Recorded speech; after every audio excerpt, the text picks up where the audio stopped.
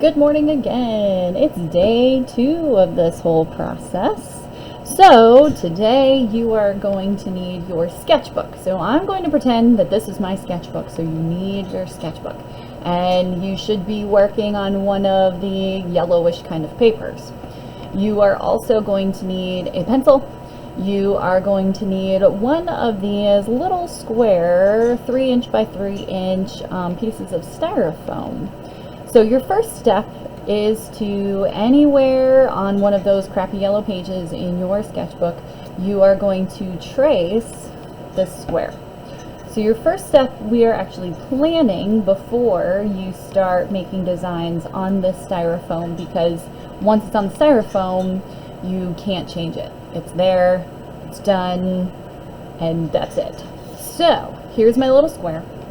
Now, the thing you need to remember is that we are going to be making a design that's going to have radial symmetry. So radial symmetry is pretty much exactly what I did on here. So it's going to start out as a circle, and everything leading from the circle will be the same. So you can think about a snowflake, like snowflakes have radial symmetry.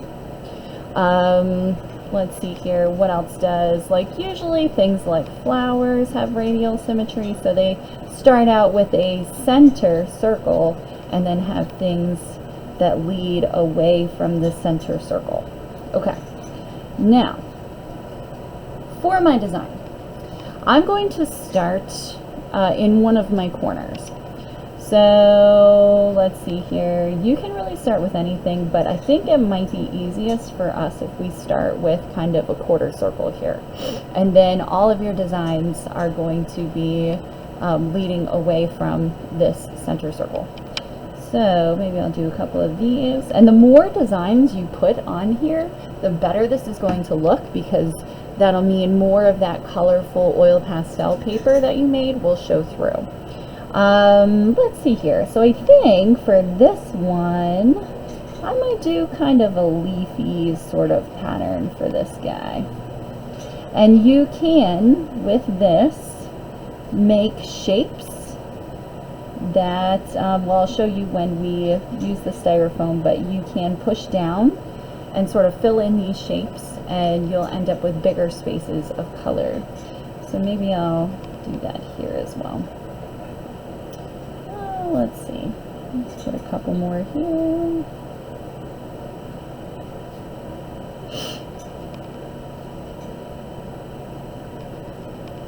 Ta-da! Let's see here, maybe, I don't know, I could possibly do, ooh, I don't even know, maybe I'll put in a big leaf here.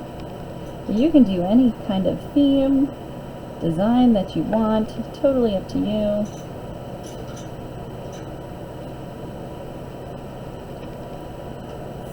Maybe I'll throw in another one of these partial circles here. If it's not perfect, we're not going to worry about it. I'm not going to kick you out of my class. Put in some lines.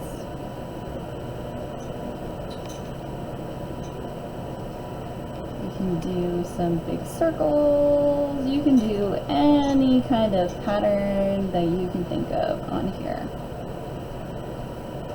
Okay, so I'm going to pretend that my whole design is finished.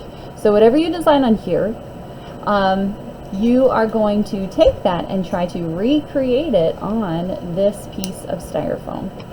So I started out right here with this little like quarter circle. So I'm going to do the same thing here. Now when you draw on this styrofoam, you will notice, and you do want to push down pretty hard, because you want to make an indent. And I'm going to go ahead and with my pencil, I'm going to fill in this little bit right here. When you color something in and you push down, that whole little space that you colored in is going to be left without ink eventually, so that bright color will show through on your print. Now let's see here, I started with a little stem and some leaves, so I'm going to do that same thing. I'm going to push down on my leaves. I want them to all have color.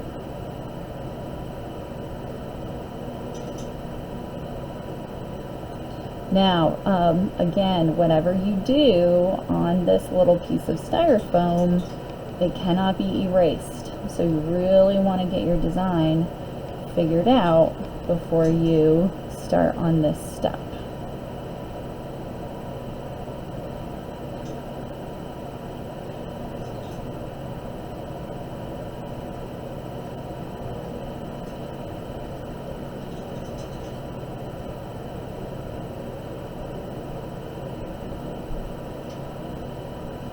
And I just changed that one a little bit. That's okay.